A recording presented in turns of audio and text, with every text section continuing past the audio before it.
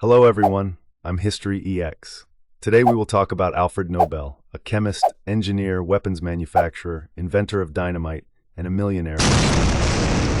Alfred Nobel was the owner of 355 patents, the most notable of which was the invention of dynamite, formulated from nitroglycerin.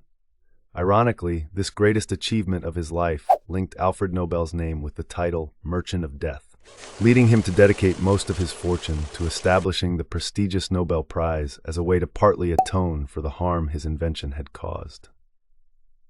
Alfred Nobel was born on October 21, 1833, in Stockholm, Sweden, the third son of scientist Emanuel Nobel and Carolina Andriette. In 1837, his family moved to Finland and Russia due to his father's bankruptcy, and his mother opened a small grocery store to supplement the family's income. Emanuel Nobel later succeeded with a workshop supplying equipment to the Russian army in St. Petersburg, convincing the Tsar to use naval mines and pioneering in the production of weapons and steam engines. In Russia, Alfred Nobel showed a natural talent in natural sciences, especially chemistry and physics. By the age of 17, he was fluent in 5 languages: Swedish, Russian, French, German, and English. In 1850, Alfred Nobel left Russia for France to continue his studies in chemistry.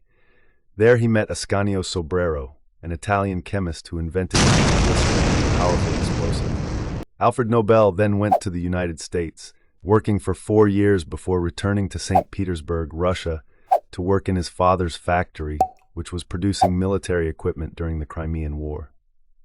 After the Crimean War ended in 1856, Alfred Nobel's father's company struggled and went bankrupt in 1859, forcing his family to return to Sweden. There, Nobel began researching nitroglycerin, an explosive that decomposes at temperatures between 50 to 70 degrees Celsius and detonates strongly at 218 degrees Celsius. Nitroglycerin exists in liquid form and is extremely dangerous, making it difficult to transport and use due to its sensitivity to impact, friction, and temperature. Despite many risks, Nobel persisted in his research. Together with his father, he discovered the principles of explosives. During his research, Nobel established a company and achieved significant success with many large orders. His youngest brother, Emil Oskar Nobel, also participated in the research at the family's factory. However, due to negligence regarding safety, on September 3, 1864, Nobel's factory exploded, killing 5 people, including Emil Oskar Nobel. After this tragic incident, Alfred Nobel was determined to tame nitroglycerin to make it safer and more stable. Finally, in 1867, he accidentally discovered that diatomaceous earth could absorb nitroglycerin, transforming this dangerous liquid into a solid form, making it easier to transport and use. This discovery led to the invention of dynamite, a much safer and more effective explosive than pure nitroglycerin.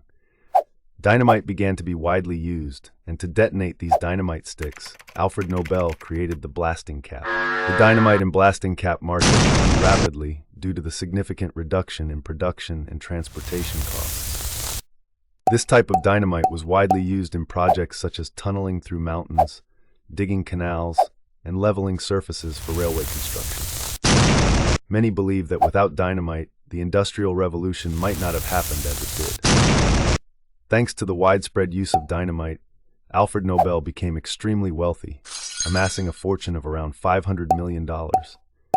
In the 1860s, his factory in Krummel near Hamburg, Germany, exported explosives to countries across Europe, America, and Asia. In the following years, Alfred Nobel continued to establish factories and laboratories at over 90 locations in more than 20 countries to develop explosive technology.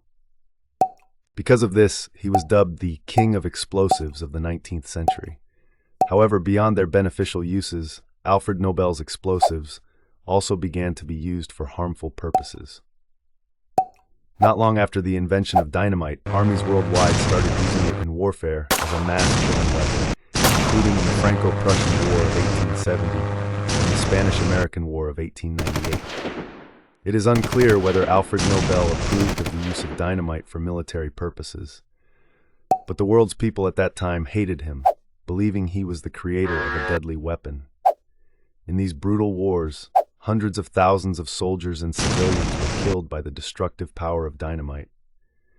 The hatred towards Alfred Nobel was so intense that when his brother, Ludwig Nobel, died of a heart attack in France in 1888, a newspaper mistakenly published an obituary for Alfred Nobel instead.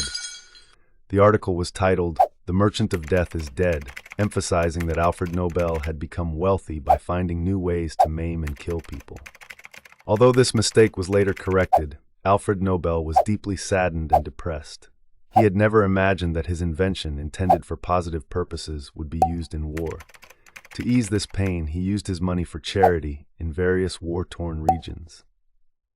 On November 27, 1895, Alfred Nobel went to the Swedish-Norwegian Club in Paris to write his will, witnessed by 4 friends. In over 4 pages, besides bequests to his relatives and employees, Alfred Nobel wanted the remaining more than 90% of his wealth, which was worth about 31 million kroner at the time, to be invested in a public fund. This fund would annually award prizes to those who had made significant contributions to humanity in the previous years. Specifically, Alfred Nobel's assets would be managed and invested in safe securities to create the Nobel Fund, which would distribute the annual Nobel Prizes. The Nobel Prize would be awarded in Sweden and Norway to outstanding individuals, regardless of nationality, in the fields of physics, chemistry, medicine, literature, and especially peace, for those who had contributed to fostering brotherhood among nations, eliminating war, and promoting peace. However, Alfred Nobel's will did not include a prize for mathematics. One theory suggests that during his time in St. Petersburg, a 17-year-old Alfred Nobel was heartbroken when he saw the beautiful Danish classmate he loved go to a Russian boy who was better at math than him. Another theory suggests that mathematics is a tool for other natural sciences, rather than creating directly applicable products like physics, chemistry, biology, medicine, and literature. Unfortunately, a year after his will was made, Alfred Nobel passed away. His close assistant, Ragnar Solman, carried out his wishes. By 1901, the first Nobel Prizes were awarded in Sweden and Norway. Since 1968, the Swedish Central Bank has contributed funds to award an additional Nobel Prize in economics. Today, Alfred Nobel's will is still preserved and displayed publicly at the Nobel Museum. The Nobel Fund has been exempt from taxes in Sweden since 1946 and from investment taxes in the United States since 1953.